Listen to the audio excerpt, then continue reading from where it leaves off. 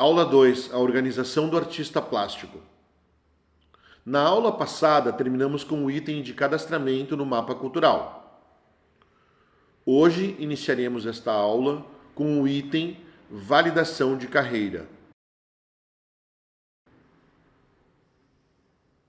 Pense que a validação de sua carreira se dará por publicações, prêmios, bienais, concursos, feiras de arte, salões de arte e por todas as exposições que fizeres em espaços independentes. Tenha isso em mente e programe-se para sempre ter uma nova mostra e uma quantidade razoável de quadros em estoque. A obra de um artista nunca foi e nunca será resultado apenas de seu esforço individual, mas o efeito de sua interação com ideias, materiais, consensos, códigos estabelecidos e, principalmente, pessoas. O interlocutor do artista pode ser outro artista ou outro agente do sistema, cujo papel seja justamente o de pensar o trabalho pessoal em relação à produção coletiva de um determinado lugar ou tempo. Esse papel já foi desempenhado pelo crítico, depois passou a ser dividido com o curador e hoje em dia com outros agentes, como o galerista e até mesmo o colecionador. A importância de ter uma interlocução crítica é pensar a obra e suas ressonâncias além do seu círculo pessoal e restrito.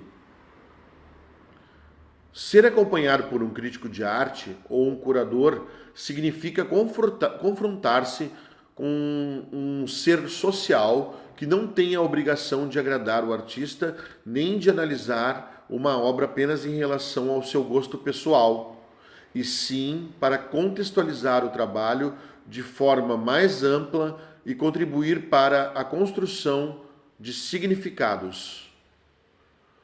Um acompanhamento crítico pode se construir a partir do interesse suscitado de um curador ou crítico pelo trabalho do artista numa exposição, em uma visita ao ateliê ou mesmo por meio de um portfólio. Por vezes, a orientação pode surgir por meio de escola ou de prêmios que selam o encontro entre o curador e o artista. Atualmente, vários artistas e curadores e críticos oferecem-se como freelancers, acompanhamentos individuais ou em grupos em várias partes do Brasil. Como o artista chega às galerias? No mundo ideal, as galerias vão até o artista quando veem seu trabalho em alguma exposição ou quando algum curador ou colecionador o recomenda.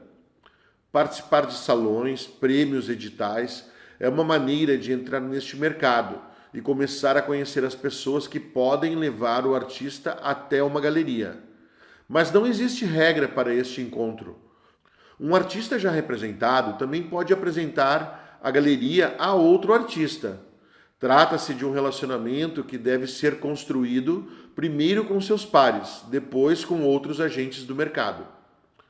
Todas as relações podem virar um convite para a representação, mas isso leva um tempo e requer disposição para abrir alguns caminhos com ações como ir a exposições e entender qual é o perfil do artista representado pela galeria e verificar se o seu perfil está de acordo. Conhecer artistas que já são representados pela galeria e que podem indicar o seu trabalho. Conversar com as pessoas que trabalham nas galerias, perguntar se pode enviar um portfólio ou mesmo um link para o seu site. Se o artista não interage com seus pares ou com o mercado, não frequenta as galerias da cidade onde vive, não participa de nenhuma iniciativa que faz com que o seu trabalho seja exibido e circule, existe o risco de que nada aconteça. Essa é uma preocupação de muitos artistas que vivem fora dos grandes centros. O isolamento e a falta de oportunidade podem ser reduzidos se o artista se une e começa a se movimentar para fazer exposições ou mesmo montar espaços independentes. Há vários espalhados pelo país. Um curador local pode fortalecer essas ações e instituições locais, quando existem, podem dar apoio. Planejar as ações com os recursos e as redes disponíveis pode diminuir o isolamento. Registrando uma empresa em seu nome para ter um CNPJ.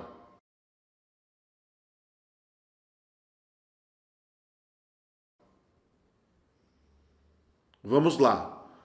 Não vou aprofundar em legislação, mas quero ensinar 2 caminhos para obter um CNPJ. O primeiro é o ideal, entretanto, é o mais oneroso, e terás que ter um escritório de contabilidade para todos os trâmites. Você criará uma empresa e poderá colocar nela várias classificações nacionais de atividade econômica. O CNAE, Classificação Nacional de Atividade Econômica. O principal para ser um artista plástico será o de número 9002-701, artista plástico. Essa atividade compreende as atividades de artista plástico, escultor, pintor, cartunista, as atividades de criador de desenho animado, gravadores e etc. As atividades de escritor e de todos os tipos de assuntos, inclusive técnicos. As atividades de jornalista independente. A atividade de artista plástico só se encaixa a partir do Simples Nacional, no registro de microempresa, ME, ou empresa de pequeno porte, EPP. Qual a diferença entre ME e EPP? Chamamos de microempresa, ME, e empresa de pequeno porte, EPP, as organizações que possuem menor volume de faturamento. A principal diferença entre as duas basicamente está na faixa de lucro. Uma ME pode ter um faturamento anual de R$360 mil, enquanto a EPP pode obter um lucro entre R$360 mil e R$4.800.000.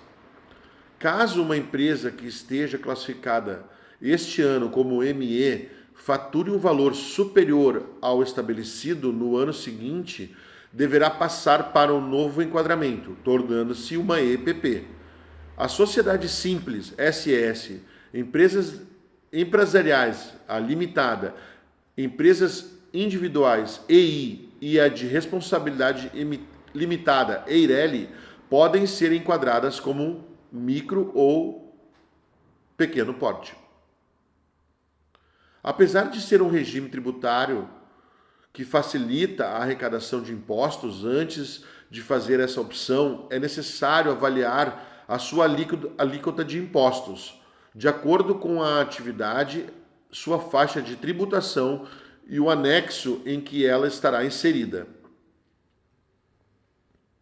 O que normalmente se recomenda é que, se a faixa de tributação ficar muito próxima comparado ao simples com a outra opção, ou até de se o simples ficar uma porcentagem pequena mais alta, ainda pode ser que compense ficar no simples em função da facilidade que o regime proporciona em relação aos pagamentos de impostos. Afinal, o que se poderia eventualmente economizar nesta diferença acaba se esvaziando na possibilidade de esquecimento de uma guia de pagamento ou de regime, por exemplo, o que poderia acarretar em uma multa maior do que essa diferença, além da tranquilidade de não ter que se atentar a tantas datas e guias. Tá ok, estou iniciando, o meu faturamento é muito menor, mas ainda assim quero ter uma empresa CNPJ. Você pode se enquadrar na categoria MEI. para pagar menos impostos, fazer sua contabilidade e emitir notas fiscais eletrônicas. MEI, microempreendedor individual. O MEI é um profissional autônomo com regime tributário pelo Simples Nacional e faturamento anual limitado a R$ 81 mil, sendo permitida a contratação de apenas um funcionário. O microempreendedor individual não pode ter participação societária, ser dono ou administrador de outras empresas. Além disso, é preciso exercer uma das atividades permitidas pela legislação específica para se enquadrar nesta categoria. Para enquadrar sua empresa no CNPJ em MEI de artes, você terá que usar outro número de cadastro nacional de atividade econômica, usando como principal o seguinte CNAE: 4789-0/03, comerciante de objeto de arte independente.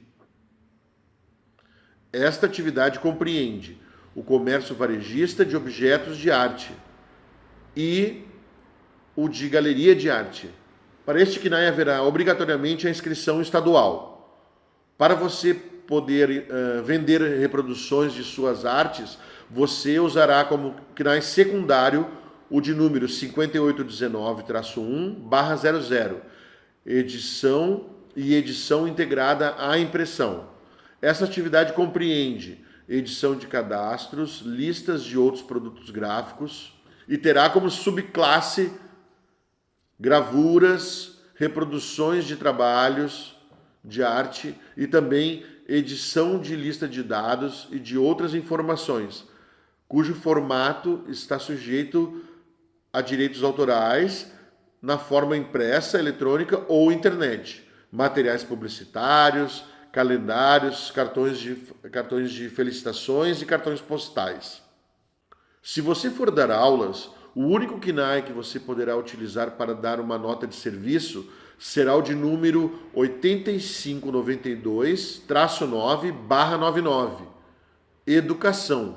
Esta atividade compreende ensino de arte e cultura não especificado anteriormente, ensino de outras atividades ligadas à arte e cultura, tais como artesanato, pintura, escultura e etc. Para abrir um MEI, entre no site do governo, que vou deixar aqui embaixo. Está bom, mas e a tal empresa individual, EI? Quando o seu faturamento passar de R$ 81 mil ao ano, você obrigatoriamente terá que migrar para uma EI. Poderá ter mais funcionários e continuará no Simples Nacional. Entretanto, o ponto de atenção é em relação à responsabilidade da empresa individual. Os bens pessoais e profissionais se misturam, sem que aconteça divisão entre os patrimônios perante terceiros. Quem deseja limitar sua responsabilidade pessoal por dívidas da empresa deve avaliar outro formato jurídico, como a empresa individual de responsabilidade limitada, EIRELI. EIRELI é um formato empresarial que pode ser constituído por apenas um sócio. Para abrir uma EIRELI, é preciso declarar um capital social no mínimo de 100 salários mínimos anuais.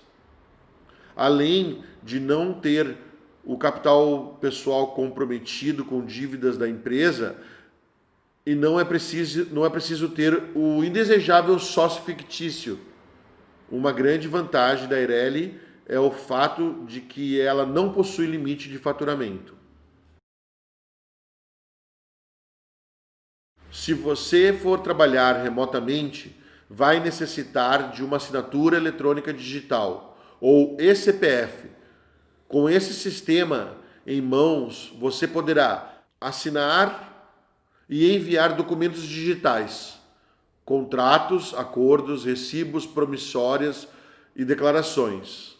Enviar declarações e obrigações acessórias da empresa aos órgãos do governo e realizar transações bancárias online com segurança.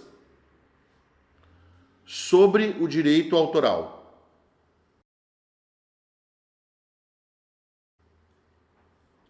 A Convenção da União de Berna, CUB, relativa à proteção das obras literárias e artísticas, também chamada de Convenção de Berna, cidade da Suíça, em 9 de setembro de 1886, estabeleceu o reconhecimento do direito do autor entre nações soberanas.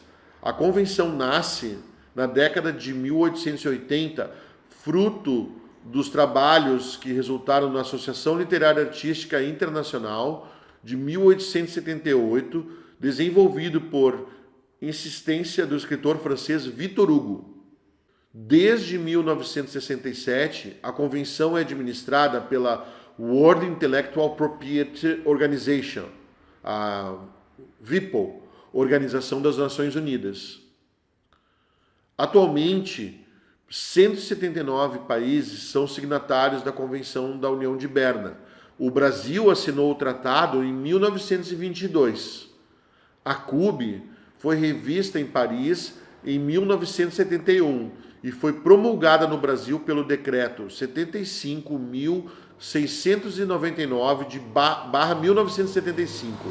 A Constituição Brasileira de 1988 também amparou no artigo 5º da liberdade de expressão artística, inciso 19, conferido aos autores de direito o direito exclusivo de utilizar, publicar ou reproduzir suas obras, transmissível aos herdeiros por tempo fixado em lei, no inciso 37, em 100 anos. Isso significa que quando você vende uma obra, uma criação sua, você não está vendendo direito de imagem. Este direito é seu e a obra somente poderá ser reproduzida com autorização sua por escrito, especificando qual a utilização, quantidade e por quanto tempo. Na internet você encontra diversos formulários de cessão de direito de uso de imagem. Antes da sua adoção, as nações frequentemente recusavam reconhecer os direitos de autor de trabalho de estrangeiros. Por exemplo, um trabalho publicado em Londres por um britânico estaria protegido pela lei do direito do autor no Reino Unido, mas poderia ser reproduzido livremente na França. Tal como um trabalho publicado em Paris por um francês estaria protegido pelo direito de autor na França, mas poderia ser reproduzido livremente no Reino Unido. Com a CUB, autores oriundos de outros países signatários passaram a ser tratados da mesma forma que os autores locais. Sugiro para você aprofundar esse assunto em 5 videoaulas do meu mestre, José Francisco Alves. Vou deixar o linkzinho aqui embaixo. Transporte de obras.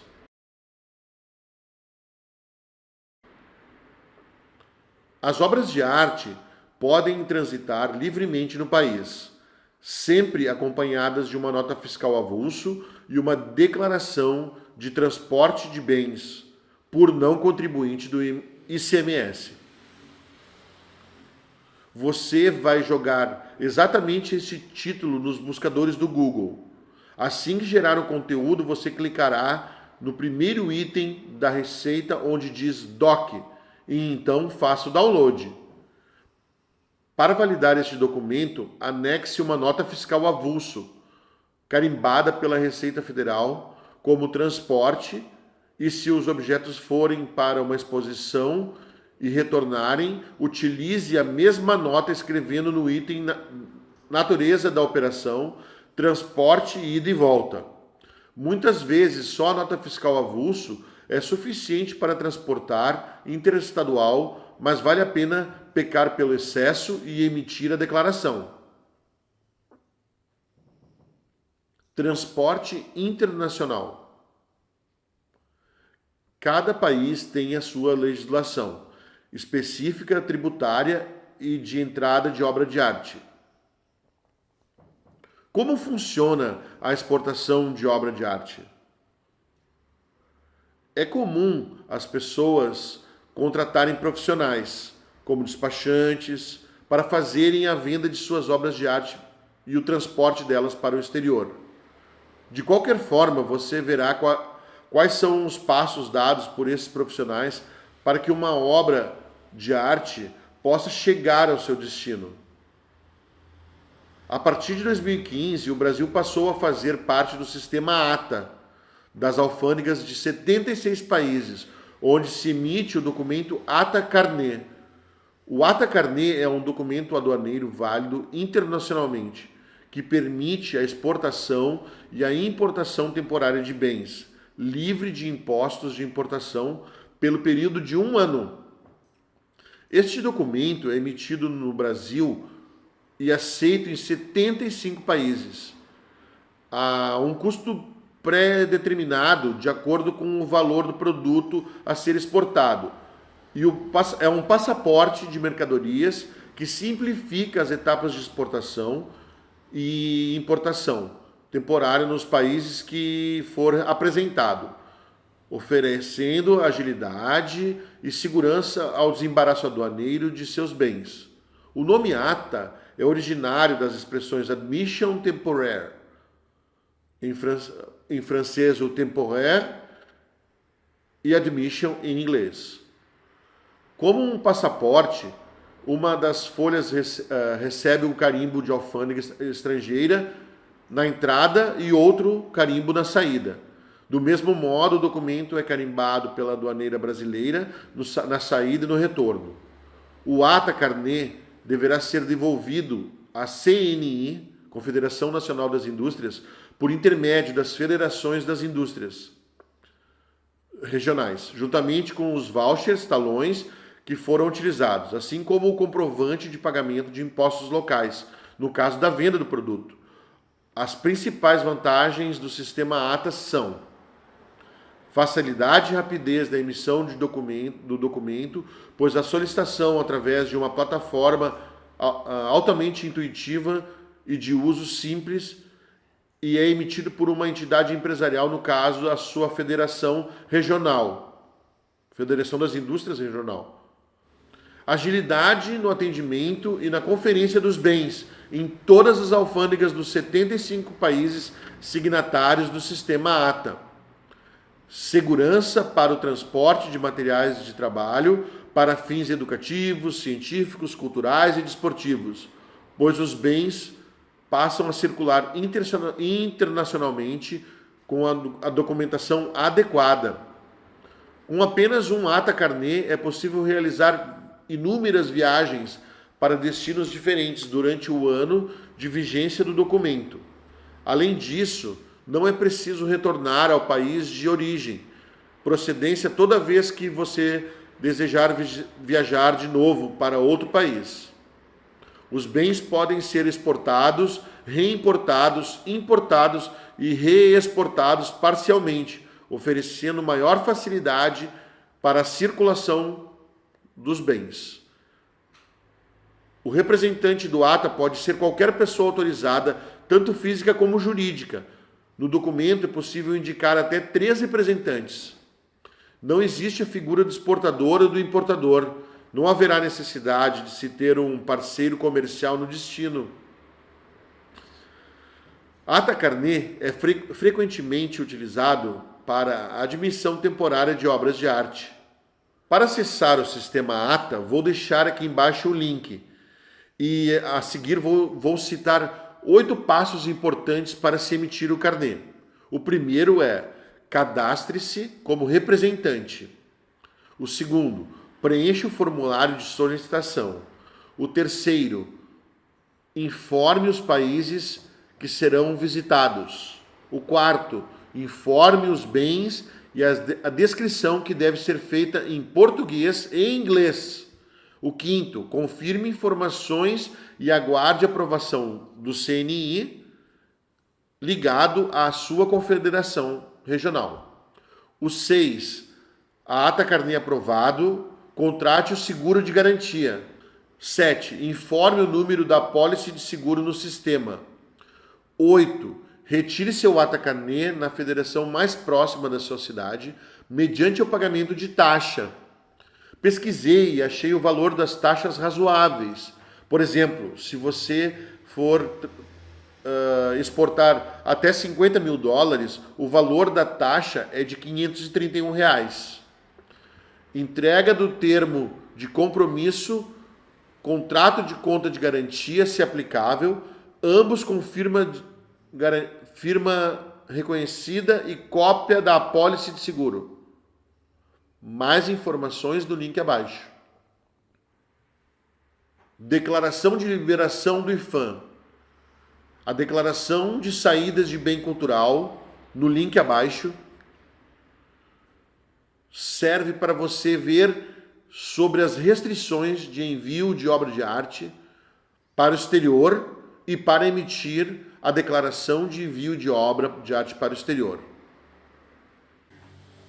A declaração de saída de bens culturais está disponível no site do IFAM. É preenchida pelo interessado em enviar bens culturais para fora do país. E por meio dela, o IFAM se posiciona quanto à existência ou não de restrição à saída. Qual pode ser o bem? Pintura, desenho, escultura, gravura, elementos de arquitetura, ourivesaria, peças de mobiliário, livros antigos, manuscritos históricos ou qualquer outro bem que suscite dúvidas sobre o seu enquadramento nas 4 categorias que têm restrição legal para a saída do país. O prazo máximo é de 15 dias após a apresentação do pedido no Protocolo de Superintendência Estadual do IFAM, Instituto do Patrimônio Histórico Nacional. Trabalhando em grupo. O trabalho em grupo pode ser uma boa solução. Associar-se a outro artista em projetos coletivos para somar esforços e dividir tarefas e custos e multiplicar resultados. Exposições coletivas, projetos coletivos de arte, mostras, entre outras possibilidades. Seria supérfluo encarecer as vantagens da ação conjunta em todos os setores da atividade humana. Os artistas não fogem deste imperativo, acrescentando-lhes outra razão de ordem estética e espiritual. O convívio é intercâmbio de ideias e a solidariedade afetiva os estimula. São fatores que lhe estabelecem o clima necessário ao próprio florescimento das suas individualidades. O isolamento motivado pela timidez ou pelo egoísmo é sempre definhante, e quanto à luta em conjunto, é a vereda por onde transitam todos os sucessos. Essa frase foi retirada da Associação Rio-Grandense de Artes Plásticas Francisco Lisboa, que surgiu em 1938 e evidenciou essa assertativa. Quando se diz que o indivíduo tem um registro profissional, entende-se que adquiriu sua experiência não somente de maneira empírica, mas que teve toda uma bagagem cultural, acadêmica, filosófica e artística, e recebeu conceitos vindos através de escolas e cursos renomados, de mestres e docentes de sua área. Portanto, está capacitado a exercer sua profissão. Agora que já entende a sua importância, faça o seu registro profissional.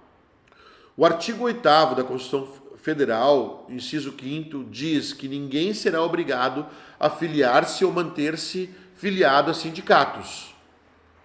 A Constituição Federal de 1988 cita o inciso 5º no sentido de que ninguém é obrigado a se tornar sócio ou associado a um sindicato. A adesão é facultativa, devido ao preceito de liberdade individual. Porém, como dito no inciso 4º do artigo 8, a Assembleia Geral possui fixada a contribuição para o custeio do sistema confederativo da representação sindical respectiva, independente da contribuição prevista em lei. O Sindicato dos Artistas Plásticos no Brasil está sediado em São Paulo pela Sinapesp. A Sinapesp barra AIAP, o Sindicato dos Artistas Plásticos. Através desse sindicato se conquista uma identidade de artista plástico internacional que dá direito a visitar gratuitamente diversos museus do mundo, além de muitos outros benefícios.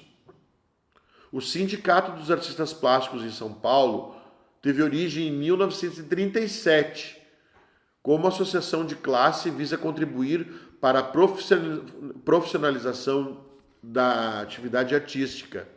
Esse sindicato contém o Comitê Nacional Brasileiro da Associação Internacional de Artes Plásticas da Unesco. Na sua definição, o AIAP propõe: a Conferência Geral recomenda que os Estados-membros levem esta recomendação e atenção das autoridades, instituições e organizações que podem contribuir para melhorar o status do artista e estimular sua participação na vida e desenvolvimento cultural. Entende-se por artista toda pessoa que cria ou participa por meio de atuação na criação ou recriação de obra de arte, que considera sua criação artística um elemento essencial para a sua vida, contribuindo assim para o desenvolvimento da arte e da cultura, que ela é reconhecida ou pede para ser reconhecida como artista, que estabelece ou não uma relação de trabalho ou de forma de associação. A palavra condição designa, por um lado, a posição que no plano moral é reconhecida na sociedade dos artistas acima definidos, com base na importância atribuída ao papel que deviam desempenhar. E, por outro lado, o reconhecimento das liberdades e direitos, incluindo os direitos morais, econômicos e sociais, nomeadamente em matéria de rendimento e de segurança social que os artistas devem desfrutar. Esta aula faz parte do Festival de Conteúdos Digitais, financiado pelo Fundo Municipal de Cultura de Novo Hamburgo. Obrigado por assistirem. Se ficar qualquer dúvida, vocês podem me contactar pela internet, através do meu Instagram ou do meu Facebook. Desde já agradeço.